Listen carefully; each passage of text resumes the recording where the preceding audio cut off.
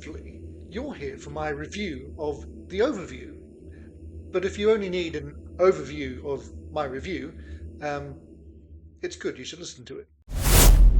Hey, welcome to Acting is Reacting with me, JSB, where it is indeed review time once again, this time of an album too big to ignore, the 8th solo effort from UK Progmeister General himself, Stephen Wilson, The Overview. Now, before I get to the overview, here's a quick overview of his solo career to date. He started off still when Porcupine Tree was an ongoing concern with Insurgents, which was pretty awful. Followed that with Grace for Drowning, which was better, but a little overlong by about 40 minutes. And I was almost ready to call time on the solo work at that point. But then he hit a stride with two of the most acclaimed prog albums of the century. We had, first of all, 2013's The Raven That Refused to Sing. Ooh, disappearing behind the world there. Followed by Hand Cannot Erase in 2015. Both wonderful albums. And then opinions vary on what followed, but I personally loved To the Bone and The Future Bites. Now, I can understand those who really, really hate this album, and there's plenty of them out there who do. But for me, it was a different soundscape to anything else I ever listened to in a good way. And it's got great songs.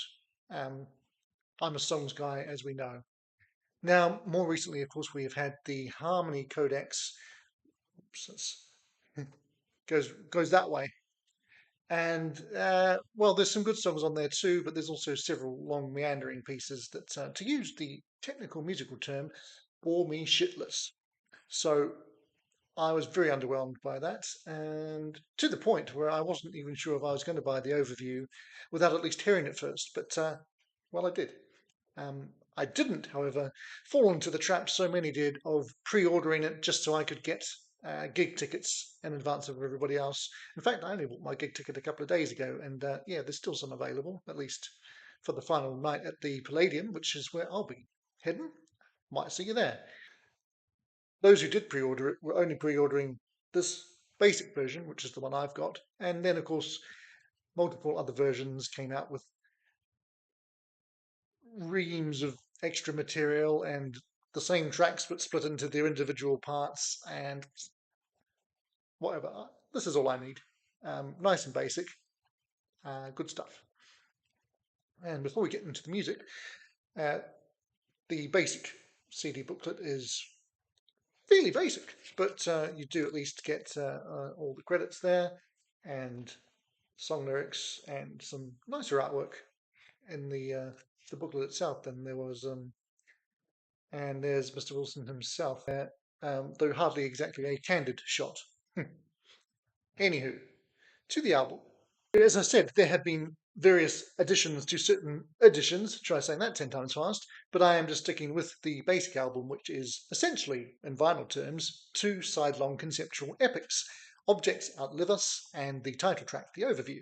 So very prog, and exactly what some fans have been wanting to do, well, ever since Hand Cannot Erase, really.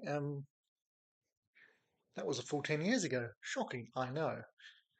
So each piece on here is made up of various sections. There's 8 on Objects Outlive Us and 6 on the overview, but they all hang together very well. There's not so much of the obvious cut and paste nature of, say, most of Marillion Sphere album, for a random example. So the question is, does it work? Well, certainly in the case of Objects Outlive Us, yes. From the opening burst of falsetto from Wilson, this track takes you with it from start to finish. Aside from the vocals, Wilson is, as he often does, demonstrating his multi-instrumentalism, if that's a word. He's on bass, various guitars and keyboards, and the odd other thing as well along the way. But he's also supported by some key additional players, notably Randy McStein on various guitars and vocals, including a particularly gorgeous guitar solo towards the end of the Objects section. Plus, we have Adam Holtzman on various keyboards and his son Russell on drums. It's my first time hearing Russell on anything, and I don't know what rock I've been under, but he's fantastic.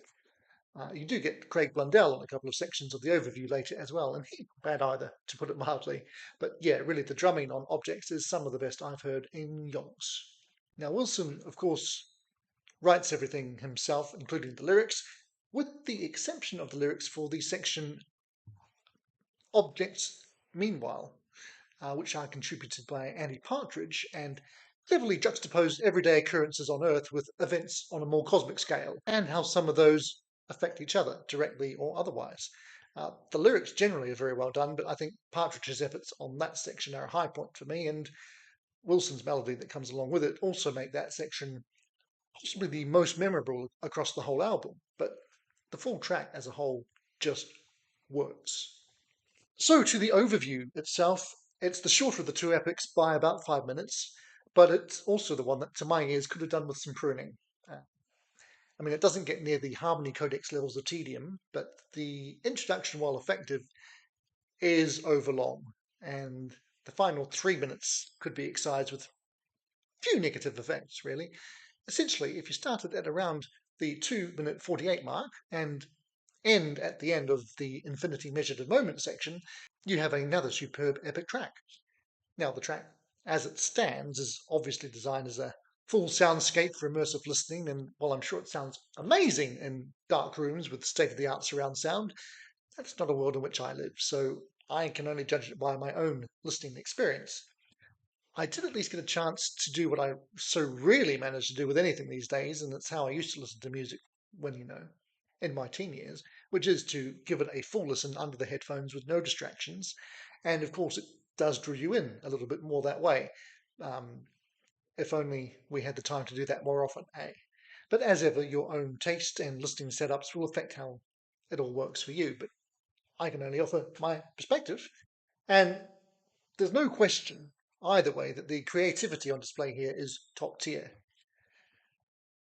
All right, the tricky question now is how to actually rate this album. Again, my rating system denotes how much I personally enjoy an album, as that's the only measure I can define to any degree of accuracy. And this is a game of two halves in many ways. Objects Outlive Us is an easy 4.5 star piece, while in full, the overview itself is more like 3.5. But if you do the 13-minute JSB single edit, you'd probably see it rise to 4, or maybe even another 4.5. But that's not the version we have, so yeah. Either way, it's a rewarding listening experience and a highly effective and impressive album. And all things considered, it balances out at 4 stars for me, though I'm not sure this is going to be on my most played albums list at the end of the year. But time will tell. I certainly want to know what you think of the album and where it sits in Stephen Wilson's catalogue for you, so do drop your thoughts in the comment section below.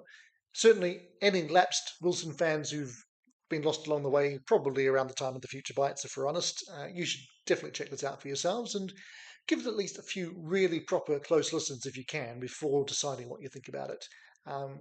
Just chucking it on once and giving it a cursory listen is not going to tell you much. It definitely rewards deeper listening, shall we say. Anyway, meanwhile, I'll be looking forward to hearing how it translates in the live environment, and I'll be sure to report back on that to you come late May. Although that is perilously close to the Berlin weekend in Leicester. Yeah, in any case, for more reviews of 2025 albums in all sorts of genres, I'll turn to one side of my head or the other, and I'll just say thank you for watching today and bye for now, but not for long. Acting is reacting. This does not mean acting again.